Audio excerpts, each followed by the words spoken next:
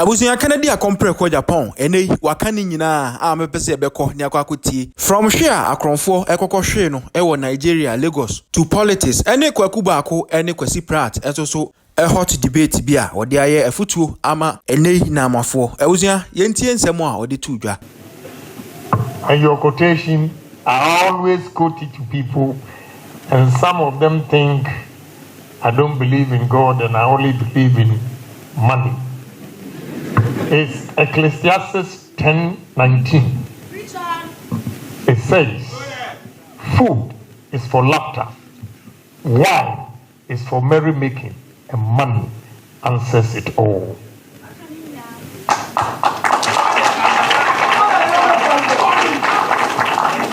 Sometimes you hear people preaching and they say that, oh, money is nothing.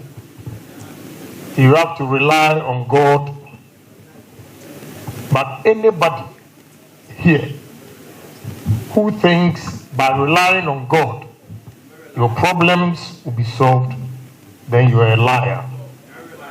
Because God created us as a superior human being over all creations. So he gave us these brains to use it. That is why what Honorable Sika was saying is also called the parable of the talent. When the rich man was traveling and he gave his 3 servants money, he came back and asked them. And the first one said, Master, because I'm scared of you, I kept the money. He said, give it to me.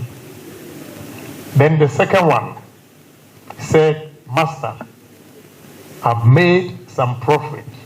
Say, hold on. The third one said, I have doubled the money you gave me. And he said, the Bible says he took the first one who kept the money and shared it proportionately to the two, not equally. He shared it based on the profit they made. One day I was listening to Mr. Kwaku Baako and Kwesi Pratt. When Mr. Kwesi Pratt quoted that in the Bible, it says that God helped those who help themselves. And Mr. Kwaku Baako said it's nowhere in the Bible. Indeed, it is not stated that God helped those who help themselves, but the significance of the parable of the talent clearly indicates that God helped those who help themselves. You have to believe in God and ask for good health and long life, but the rest is up to every individual here. You know, I listened to Madam when she was speaking. And 5 things, if you want to succeed in life, that you have to know. Every individual here should set goals for himself. Set objectives for yourself. Set strategies for yourself. Set planning for yourself. And 5 activities. When we put the 5 together, the acronym is GOSPEL. I see a lot of highly educated people who put 2 of them together, but they are never the same. Strategy and planning are completely different. You can have your strategy and you can have planning as well. So you cannot combine strategic planning. You have the strategy and you have planning. And both are similar. So sometimes we use it as a. Here, that I stand before you today brings memory back, because when I was young, my father was a head teacher at Apatrapa. And I hear this land belongs to Apatrapa. That time, there were palm wine tappers on the way after a river, a small river. Then you see these palm wine tappers. They are still there. Wow. So I'm 65 years. And that time, I was 9 years when I was sacked to go for my school fees. And I had to walk from Bantima race course to tell my father that I've been sacked from Bantima Presby for not paying my school fees. Yes. You know, from there, I was shipped back to my village at Adom. Shipped back because my father considered me as a wild boy.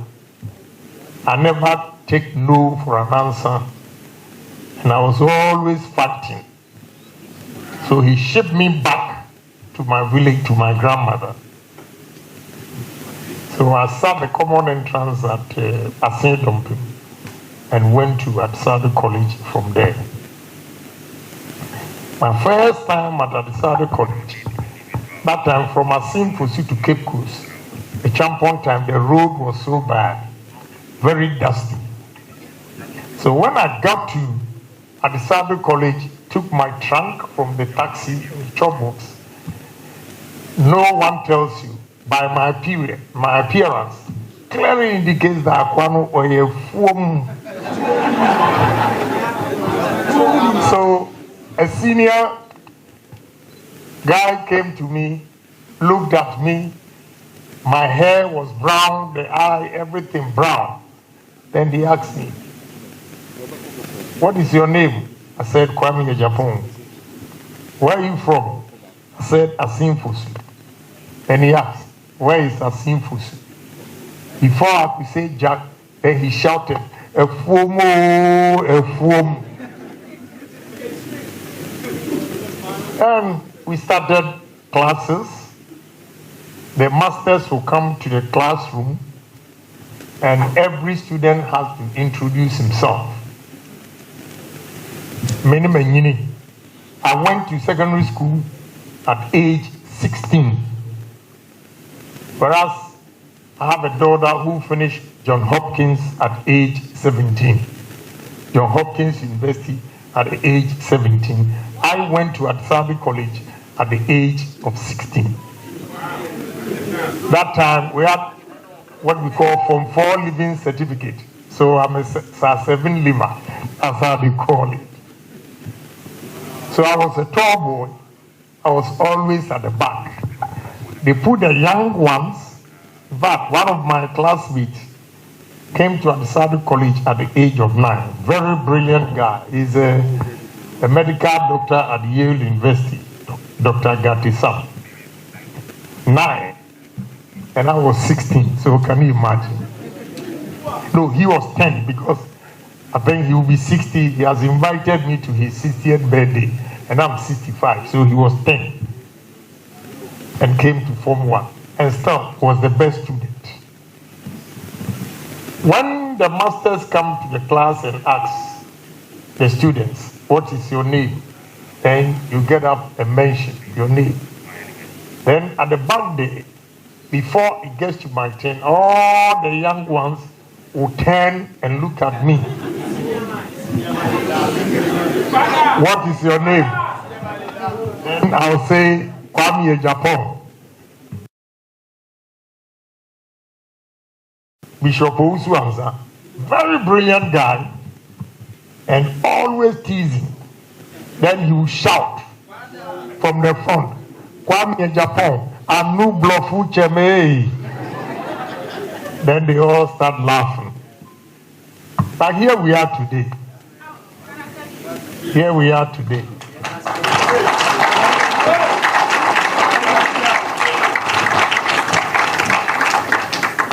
From here, my father left for Nigeria. That time they call it Agege time. So after Form 1, he never sent money to pay my school fees. And he always lie. Oh, I've sent the money through post office. It never gets to Adisado College. So I had to hawk on the street to pay my fees. Have a board like this with some items on it. PK is a chewing gum. Tatra is a kind of blade we use. And Nazet was also a blade.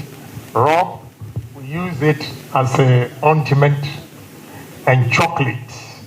So I have them on the board going round the streets of Accra, and when I see you, then I'll shout, yes, pick a chocolate, Tatra Nazet, yes, Rob.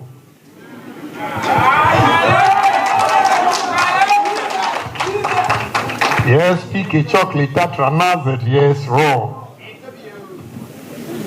From there, I graduated, or I scaled up what I was doing and started trading. Whilst I was in school, I was going to Nigeria to sell bags. I will buy it from a lady. I know the parents' name, a Kwewu woman, Kweku Mreku's daughter. Then take it to Nigeria, Lagos. Sell it, then I'll use the money to buy spare parts, Peugeot parts. Nigerians were assembling Peugeot cars, so they had a lot of spare parts.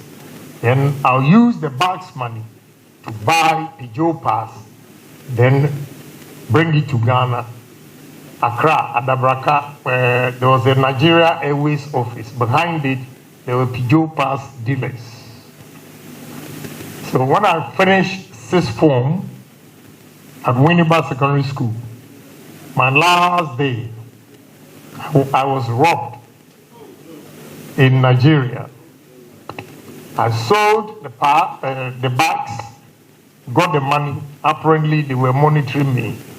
I got to Jankara Market, where I was going to buy the parts. Then 4 guys approached me, 5 guys approached me. One said, he showed the badge. I'm a custom officer. So I asked. That time, Ghana, you could go to Nigeria without visa for 90 days. So I asked the guy. He thought I wasn't educated. So I asked him, but if you're a custom officer, what are you doing in this market? Oh, before I could say Jack, they bundled me into a taxi. 2 on my left at the back, 2 on my right. And the guy purported to be a custom officer was in front. I didn't know where they were taking me. So on our way, they asked me, do you know anybody here? I said, yes. My father is a teacher here. Where is he? He was somewhere else that I don't even know. So they started searching me. Then I asked the guy, if you say you're a custom officer or a police, why would you take my money from me? Then he said, one on my right said, hey, now my guy did talk him to, whoop, he gave me a slap. So they got to a place, those on my left shifted to the right and pushed me to the door on the left, opened it, and before I got out, they are taking all the money. So I asked them, Oga, make you give me 5 naira for damfu. I remember this until my grave. I remember that what the Nigerians said to me. Say, Homogana, God don't punish you. Ori Oda. It means a Ghanaian, God will punish you. You are a madman for asking for my own money, 5 naira, to go and take trotro. That is what they said to me. So when they pushed me out of the car, I was searching my pocket, and there was 5 naira somewhere. So I took trotro all the way to Ikeja, where the airport was. And I told my story to the Ghanaians. Those who got the first flight, I knew most of them. They came back home and reported to my mother that I've been robbed. By the time I landed, my mother had been admitted at 37 Military Hospital because we didn't pay for the bags. It was on credit. And when I sell the parts, I paid back the money. She didn't know when they were searching me, I had bought some of the spare parts and they didn't take it. They only wanted the money. So they gave me the parts. But before my mother, I could get to Accra, she was already at the 37 Military Hospital. That was the first time she had the pressure. I had to go and sell the spare parts and paid off the lady. And that night was my last trip in 1984. I was going to Germany. My ticket was ready. I wanted some pocket money and I got robbed. I came back, sold the parts and paid the lady. I got my ticket. My ticket was already bought. That was my savior. So I went to Germany, 1984, February 28, and landed at East Germany, East Berlin, 29th February 1984. It was a leap year. That is the beginning of struggle in Europe as well. In Germany, I was washing plates. At the same time, in the mornings, there's a shop called Promat. I'll do 2 hours. We'll clean the shop before it opens at 8. Close at 5 a.m., 12 hours straight. Then I'll take a train also to Atona, where the Promat was, and work for 2 hours. By the time I get home, it was about 11. And by 2, I was staying with a white old lady called Frau Stiller. She would come and wake me up to clean her house. I'll be cleaning the place, but you see, it's sleepwalking, complete. I was sleeping. All she say is, Kennedy, you have to work. When you go to America, you go to school and at the same time work. And it really helped me when I go to America. I got to America August 16th, 1985. I started working at Zaro Bakery. Then I got a job again at a gas station, Citgo gas station on Webster Avenue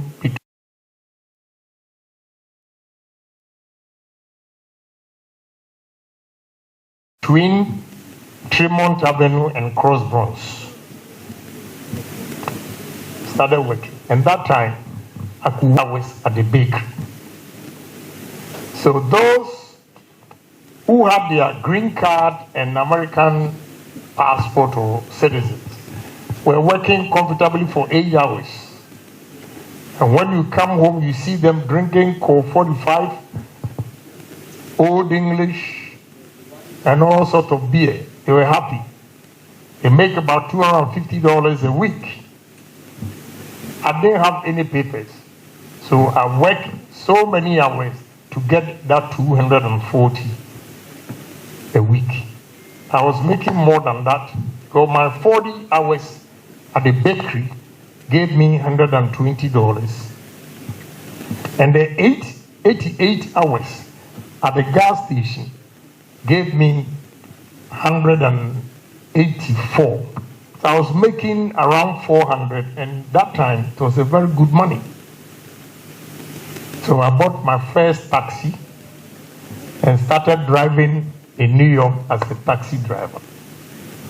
And by 7 months, I had 8 taxis.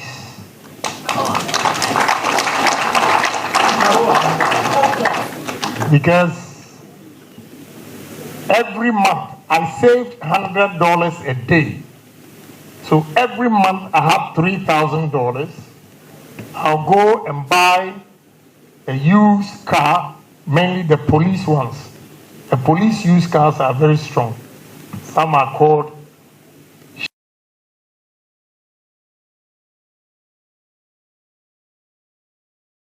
Chevy Impala or Chevy Caprice. I'll buy them. In America, if you don't put a partition, bulletproof, in the car, you might get shot and be killed. So every taxi, I put in a partition, make sure the insurance is complete, and give it to Ghanaians $40 a day. So when I'm making $100, you're making $40. When you multiply the $40 by 7, it means I was making $280 from the taxis that I've given out, and I was making 100. So every day I had $380 saved. That was when I bought my first house, April 1988. I was 28 years. And I bought my first house for my mother and my stepfather. Because my stepfather never thought of tomorrow. So as an army officer, he never saved. And when he went on pension, he stayed at the barracks for 6 months and they threw him out. So when I heard of it, I gave money to Azuma Nelson's manager, Mr. Asa. And he found a house for my parents. At the same year, I bought my house in New York, Bronx, 624 Commonwealth Avenue, at a cost of $240,000, and I paid a deposit with a closing at $69,000. I was 28 years. I'm sharing all these with you for you to know that, look, here, you can be a friend to a classmate who is from affluent home. The mere fact that he's from affluent home does not determine his success in future. The success of every individual is the way the individual perceives life, the way he dreams, the way he stays focused. So now let me give you the tips. Madam touched on it. I'll give you today. All the speakers limit myself to 7 strategies. But today, with Madam's information, I have to give you other 7 strategies as well, which is 7 determinants of business success as well. But let me start with my own. You see, every individual, when we have goals, you should always turn your misfortunes to blessings. And you should always remember that we have basics. So touch on the brilliant basics. 1, the brilliant basics are simple. Every individual should have a vision and a dream. And with this vision, you think into the future what you are going to do. So if you have the vision and the dream, what do? 1, you have to work hard. Hard work is 1. Example I gave, somebody works for 8 hours, 40 hours a week, and I was doing 128 hours a week. There's no way the income is going to be the same. Obviously, the one who puts in more hours will make more money than those who put in less hours. So the basis, hard work. 2, Honesty. Stika talked about integrity. When you are honest, things come your way easily because nobody wants to deal with dishonest people. I will say that honesty is success. But with this, what you need is whatever money, no matter how small it is, you have to save. So you should have ability to save money. You are here on campus. Today, parents are taking care of you. They give you money. So this money, one of the speakers was referring to, going to buy expensive things. What I'll say is, you don't have to keep up with the Joneses. Keeping up with the Joneses simply means you have a friend who comes from a rich home. He has a nice shoe, a nice bag, and your lender of last resort, you, a poor soul like myself, who want to get the same quality of shoe or bag with your friend. No, it's a wrong approach. And anybody here who is not married, when you are working, you should be able to save 70% of your income. How do you do it? The young ones, especially the guys, what you have to bear in mind that freedom is expensive. When you finish or complete college, you are in a hurry to have your freedom and leave home because you think your parents, they are too much. They don't give you the freedom. So you move. When you move, don't forget that you have to pay rent, you have to buy food, you have to pay electricity. All these things takes not less than 30% of your income. But if you stay with your parents, all these things, the mean parents in Africa here, elsewhere, they are not mean. It's the system that you have to pay rent. But here, the only thing you do is buy food and take it home. When you do that, you can save the rent of an apartment that you could have rented. You save that money. You save the electricity. You save food costs and everything. And that alone, you can save 70% of your income. It's important. No, the ladies, the same. They have new boyfriends. The parents will ask them the time you are coming back home. So they think they are a pain in the neck and they want to leave home, thinking he's going to live with a guy and the guy will take up her responsibility. It's not true. The guy will share the bills with you. So you will still have a limited savings.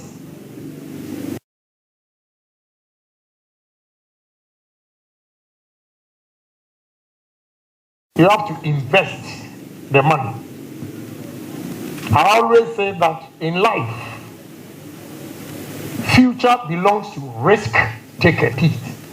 In life, future belongs to risk takers and not security seekers. Who is a risk taker? Risk taker is a courageous man who is prepared to invest his accumulated savings. A security seeker is the one who shifts the burden of risk on the banks by buying treasury bills. Live in his comfort home and every 3 months go for the money. You'll never be rich. Man of substance. You can live by having your needs met. But to aspire to be an entrepreneur, I'm afraid you have to be a risk taker. So your savings, you have to be bold to invest it.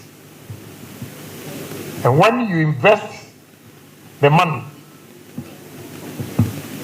you have to make sure that you religiously get involved in all the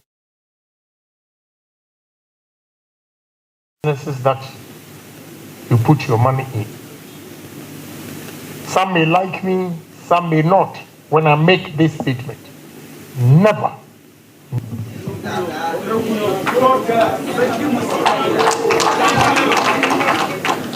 You know, this side of the world, your brother, your sister, your cousins, when you employ them, they take advantage of your leniency and mess up the business. And when you fire them, you become the most unpopular person in your family. So to avoid that, build your business with people that you don't know, so that when they make mistakes, you fire them, so that your business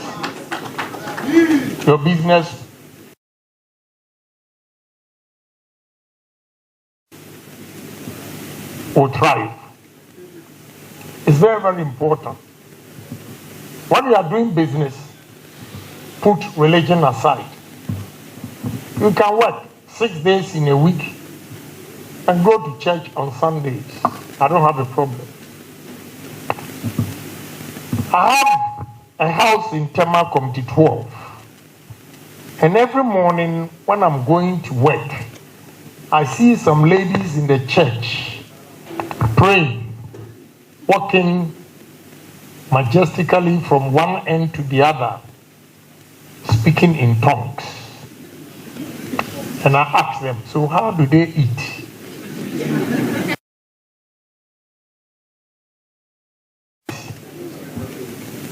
If you know the Bible well, even the church was formed on the basis of money. That is where Ananias got punished. Because he asked the members to sell their properties for them to get money to build the church. And Ananias hid some of his money, and they got to know. Don't get me wrong, go to church on Sunday. If you are 7 days Adventist, you go to work on Saturdays. I don't have a problem. But 24/7, if you are speaking in tongues in the church, manna will not come from heaven. Yeah. Manna will not come from heaven. And again, humility. You have to be humble in your dealings with people. If you are called your customers with respect, you lure them to come to you constantly to buy your product. So when you have faithful, constant customers, your business will prosper because you have the market. So that come to you will also determine how your business will succeed. Then every individual should have a foresight.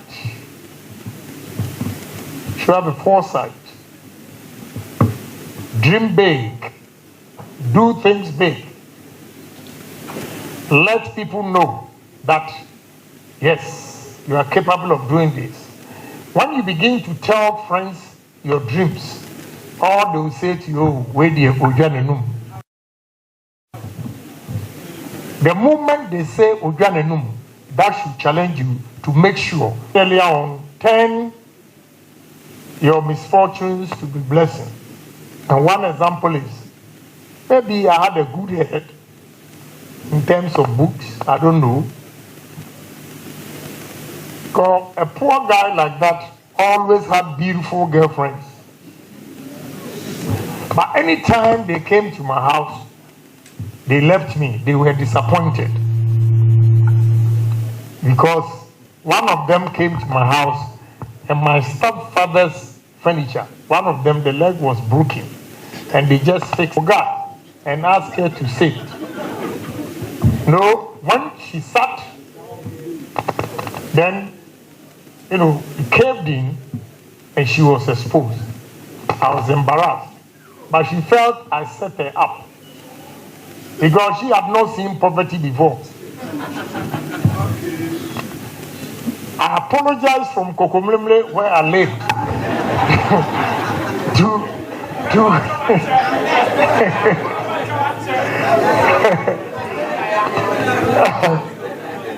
to Asalam down. Yeah. Because, apologizing. But she came from a rich home. So she was so hurt.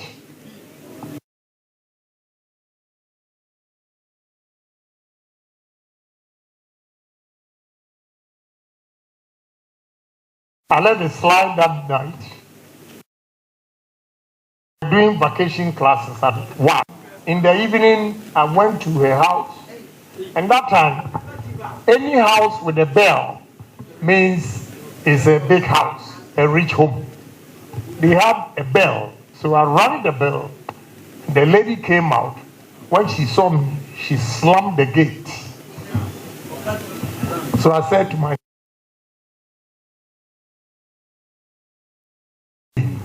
I'll be somebody.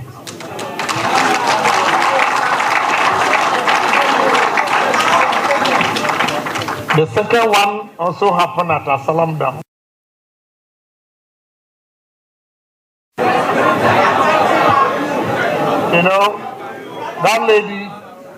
That lady was so beautiful. After 6th form, I gave her my books for her to use. And one of the books was written by a master here at Ahmadiyya, Accounts Made Easy, T.I. Ahmadiyya, the master.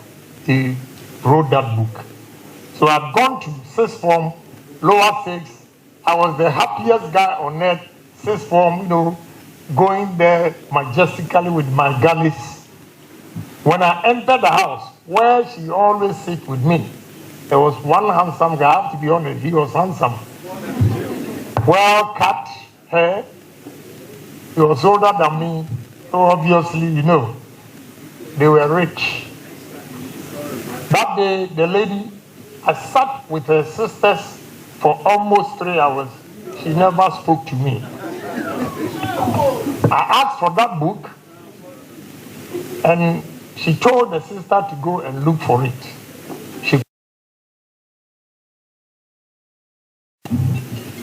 So when the sister saw the scene, she was also embarrassed, so she decided to escort me. On my way, I told her, tell your sister, one day. I didn't know how I was going to be successful, but I stayed focused and said that, am I a show me? One day. One day, I was coming from America, British Airways on first class. And that lady was at the economy. So when I sat in, I saw a lot of my friends at the business class. So I came back before the plane took off. I came back to talk to them. Then the lady waved at me.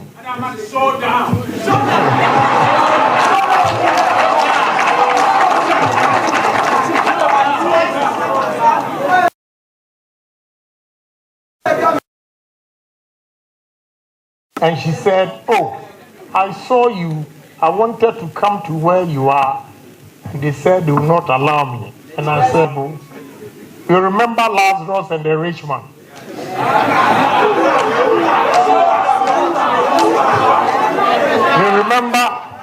You remember Lazarus and the rich man?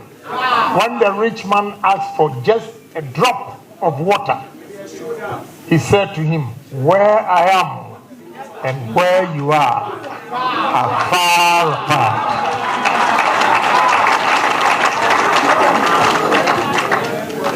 maybe they could have allowed her if she was in business class. But economy, you cross business class and come to first class. Then I told her, Janet, I told you, one day I'll be somebody.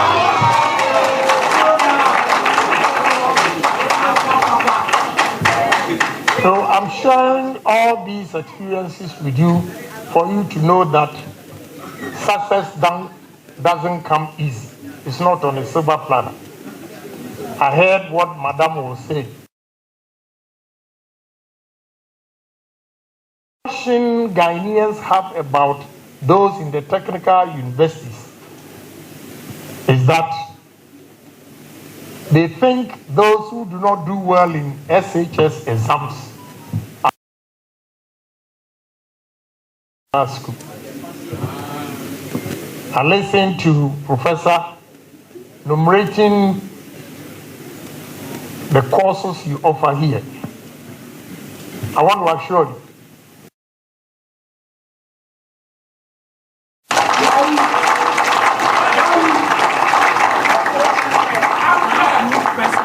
when you come to my office, files of applications, accounting, human resource, and this time, supply chain.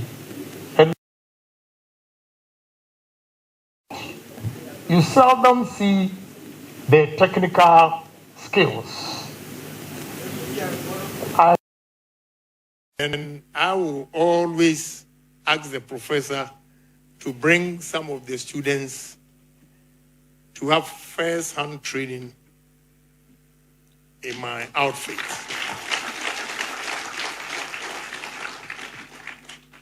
Yeah, I took them there. You know, a poor soul like myself, from humble beginning, now I have 38 Indians working for me over there.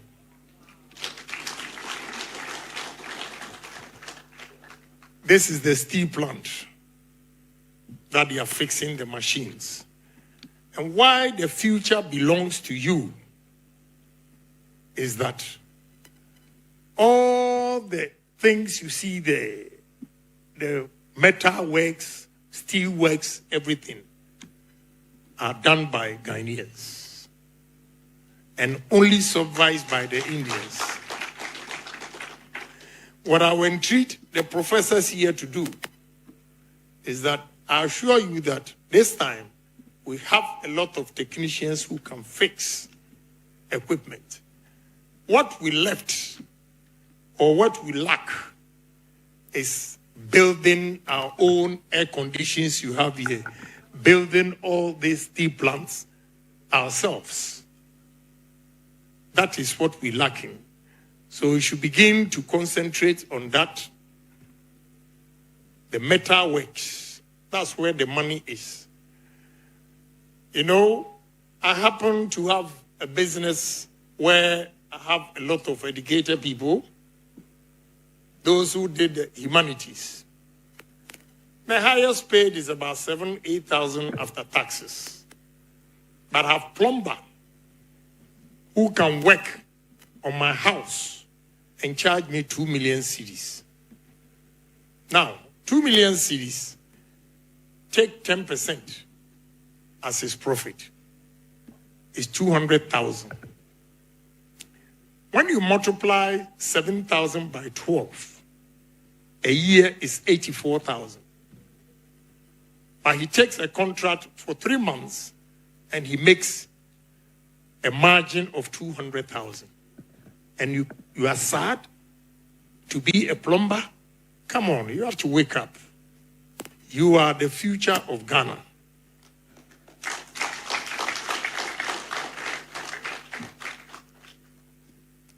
Have electrical engineers who come there, take a contract, they make millions. Have a gentleman, my new co-store, the glass work alone, he charged me 5 million to do the glass work. So who says you are the least recognized in the country? You feel so because we don't set our priorities right. If we set our priorities right, we'll place special emphasis on the technical side. That's where the money is. So I say this to encourage you to keep faith alive and stay determined. And one day, you succeed and be like Kennedy Agyapong.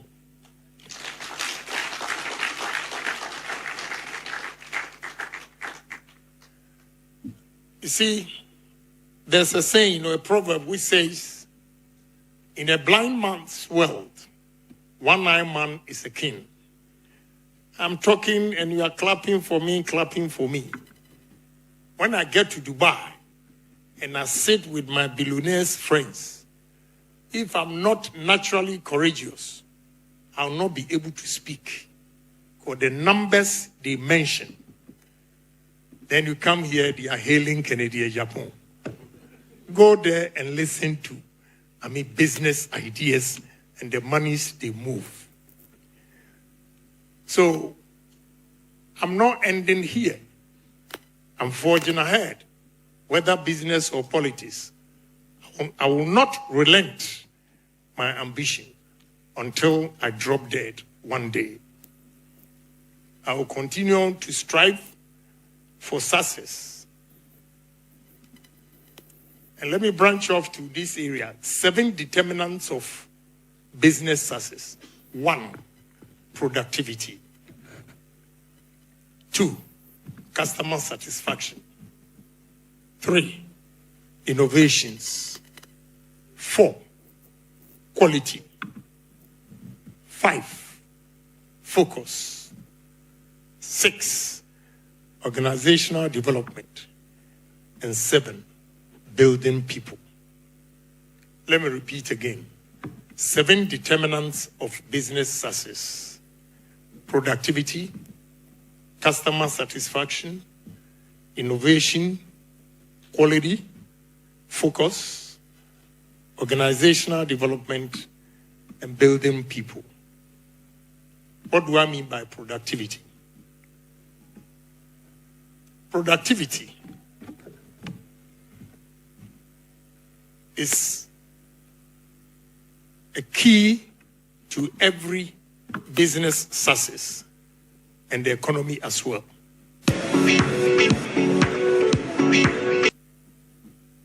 What I mean by efficiency is, I'll give you one example. I have a business partner who has established tomato factories in Senegal, Gambia, Guinea, and Cote d'Ivoire. We are now coming to Ghana here. In Senegal, when he first went there, 1 hectare of the land, they were producing 15 tons of tomatoes.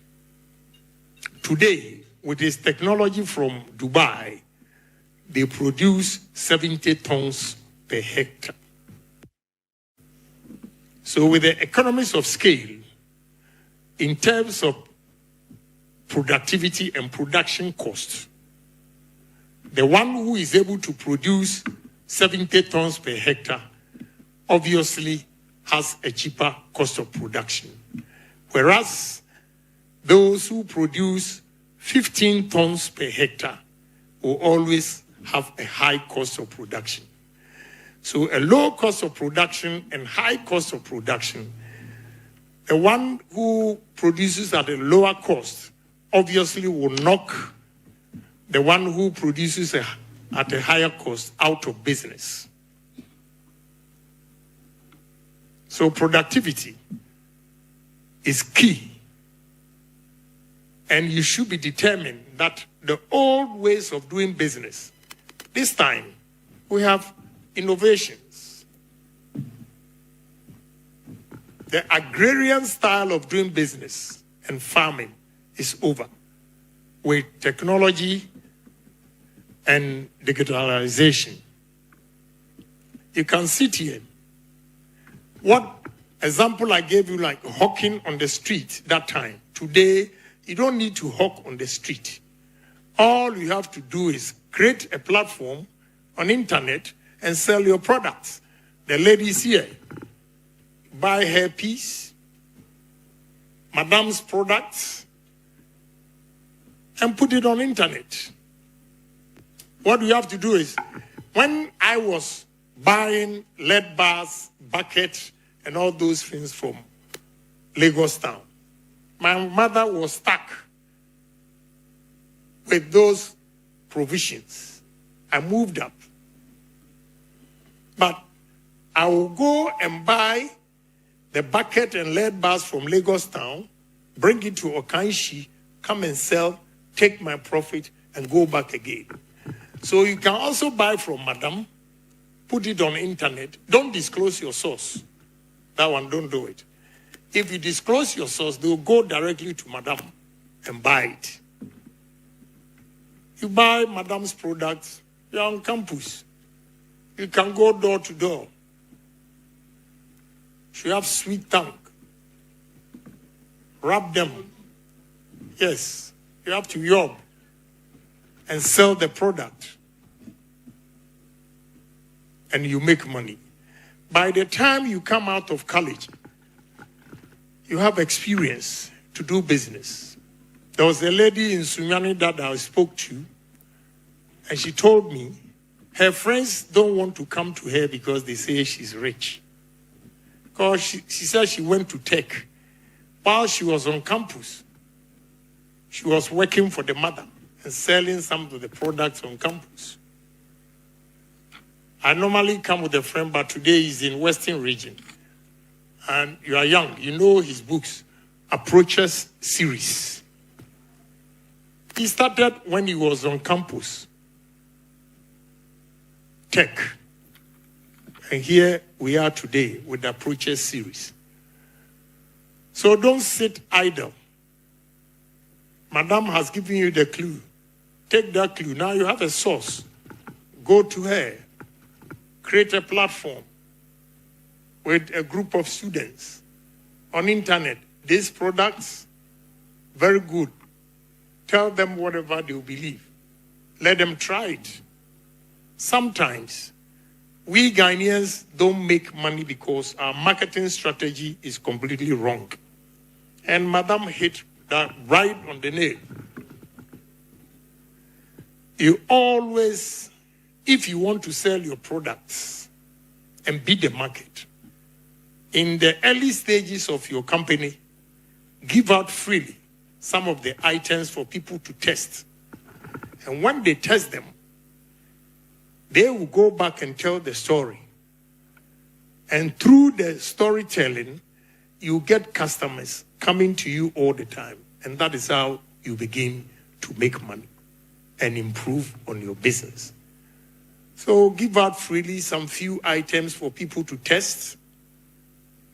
And the results will yield for you to give you confidence to go and buy more products to sell. Another important area is the customer satisfaction. What I mean by customer satisfaction is you should always ask questions of your customers. Which product is good and which of them that they think you need to improve on. If they believe and satisfy with your product, no matter where you are, they will always come to you to buy it. And in business, if you are going to succeed, nothing will beat permanent customers. I have a new plant that will produce water bottles, jute sacks, and plastic bags. I loaded a container to a friend, 103,000 Ghana cedis to her in Tamale. Now she has introduced 7 businesses to me, or giving me 7 customers. See, in the near future, within 3 months, the 103,000 that I spent on her for advert in Tamale, within 3 months, I'll get the money back from my profit, the margin. So you should have that free mind, a marketing strategy, and say that I'm going to give out something freely for people to test. And when they are satisfied with it, they will come back. So with customer satisfaction, you should always ask questions. I'll give you one example. These jeans here, I bought it about 6 years ago. The zip is still the same. All my African wear, the zip, unless the top is long, if not, you see the zip open, I can't close it. Meanwhile, the cost of the African product here that I buy is even more expensive than the jeans or the khaki pants that I have. But I have customer satisfaction because my zip is intact. No sign of destruction. But the African, today from here I'm going to change and go to a funeral. Those black, anytime you take it, the zip. Cheap way of making money. Your business is not going to last long. So it's important that you give the people what they want and ensure quality. Some people might use cheaper way of making money and thinking they can sustain the business. You will lose eventually. Those who emphasize on quality will always grow their business. So you should ensure quality, ensure customer satisfaction. Then innovations. Make sure you don't keep to your old ways of doing business. Technological advancement makes business easy. You should always surprise yourself with innovations. If not, you'll be left behind.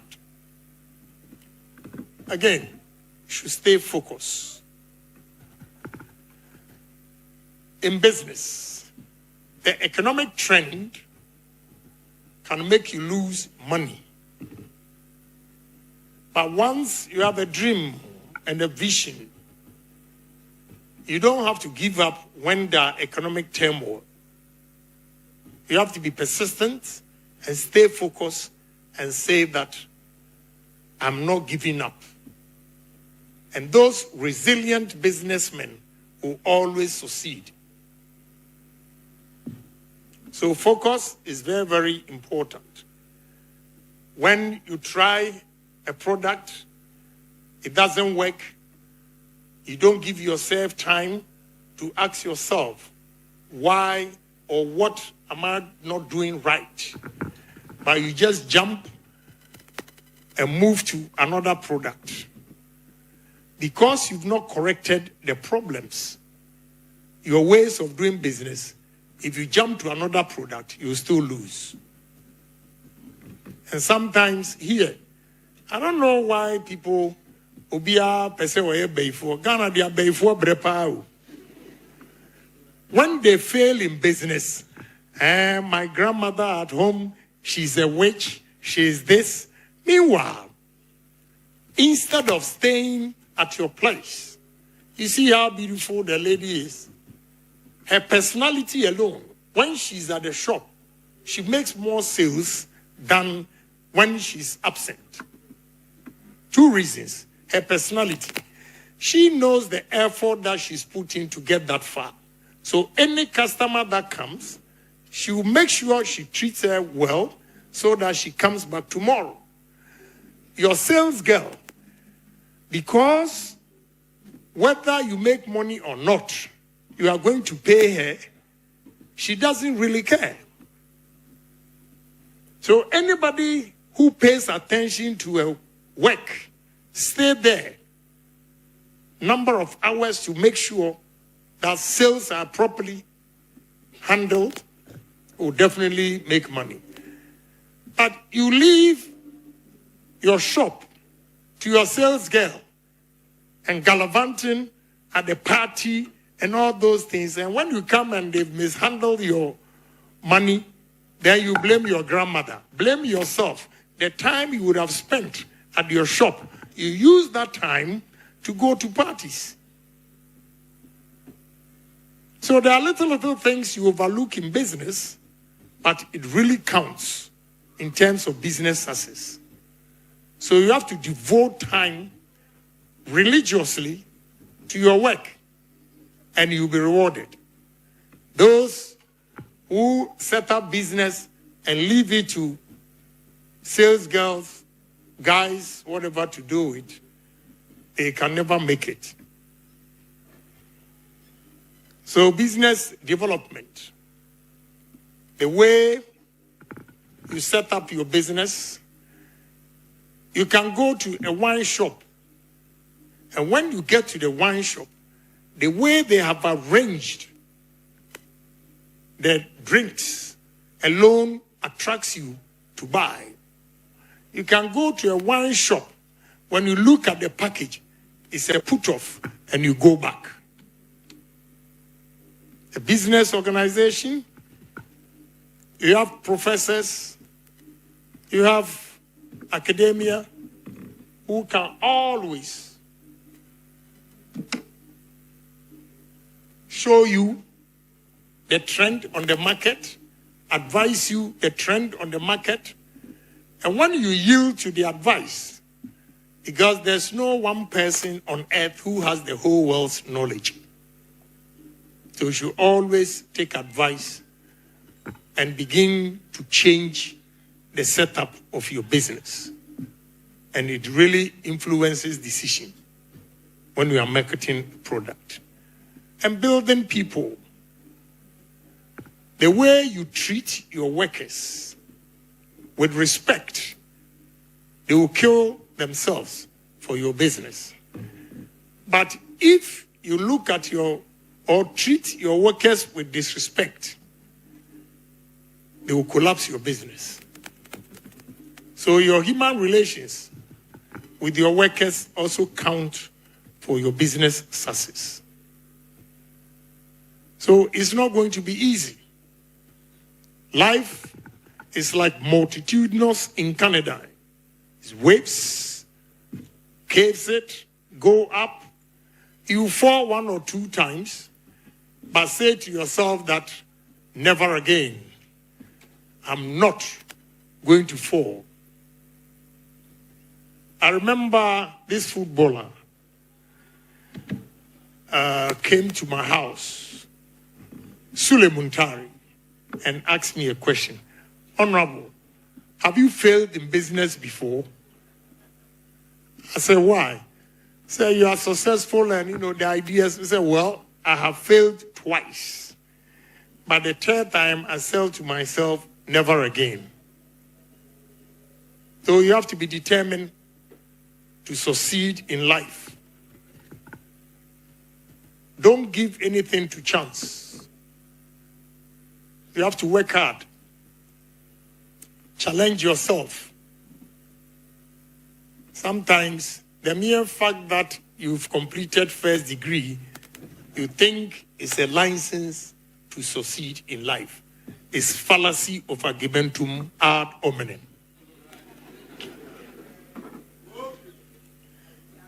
It is individuals' determination, individuals' dream, individuals' focus that will determine his success. You can finish college year, you are a chartered accountant, you don't have a job, I can sell bread and put my name there, market it, Kennedy Agyapong bread, pa. Ken's bread, pa. And the mere fact that people see me selling the bread with my brand, you see the number of people that will buy. And my income will be more than the one in suit, sitting in the office, cool air conditions. So, We have high rate of unemployment in this country because most students come out and they want government and office work. Try and do something. Try and do something. And one day it will yield results. And there is nothing self-gratifying like doing your own business. Initially, if you are fortunate to get employment, save money, but make sure you say to yourself that one day you are going to be your own man. And enough is enough of the paycheck. When you set up goals and follow it religiously, it will surely come to pass. So young men and women here, I share this experience with you for you to know that life is not as easy as you think, because today you have seen Kennedy Agyapong, you've heard him, whatever. No. Me, the girls that disappointed me was a challenge to me never to be poor. And those days, now I'm matured. When I was young, I could flip the finger and the women would be there. That is when I started doing my business. But those days, I called the women and, I didn't even have confidence to call them. They approached me because of my head. But they got disappointed when they came to my house. But here we are today. So I'm saying that, last word, postpone your spending today for tomorrow. That is the savings. Postpone your spending today for tomorrow. That will be your savings. Be a risk taker and not a security seeker. And I want you to say it after me. One day, one day, I'll be somebody. One day, I'll be greater than Kennedy Agyapong. God bless you.